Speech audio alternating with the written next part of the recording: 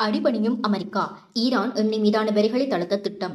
அமெரிக்காவும் இஸ்ரேலும் ஈரானுக்கு எதிராக தொடுத்த போரினால் உலகளாவிய எரிசக்தி சந்தையில் ஏற்பட்டுள்ள தாக்கத்தை கருத்தில் கொண்டு ஈரானிய எண்ணெய் மீதான தடைகளை நீக்குவது குறித்து அமெரிக்கா பரிசீலித்து வருவதாக வெளிநாட்டு ஊடகங்கள் தெரிவிக்கின்றன.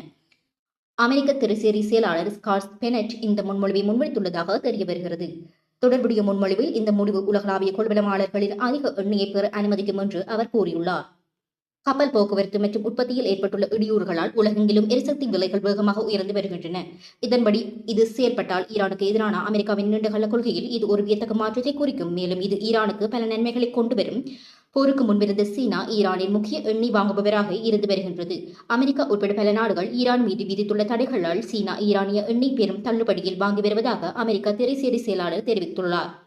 ஈரானிய எண்ணெய் மீதான விற்பனை கட்டுப்பாடுகள் நீக்கப்பட்டால் 10 முதல் 14 நாட்களுக்கு உலகளாவிய எண்ணெய் விலைகள் குறையும் என்று அவர் சுட்டிக்காட்டியுள்ளார். மில்லியன் கணக்கான பீப்பாய் எண்ணெய்கள் இருப்புகளை வெளியிடுவது மற்றும் கடந்த வாரம் ரஷ்யா எண்ணெய் மீதான பல தடைகளை நீக்குவது உள்ளிட்ட விநியோகத்தை அதிகரிப்பதற்கான அமெரிக்க முயற்சிகளில் பின்னணியில் இந்த முன்மொழிவை முன்வைத்துள்ளது.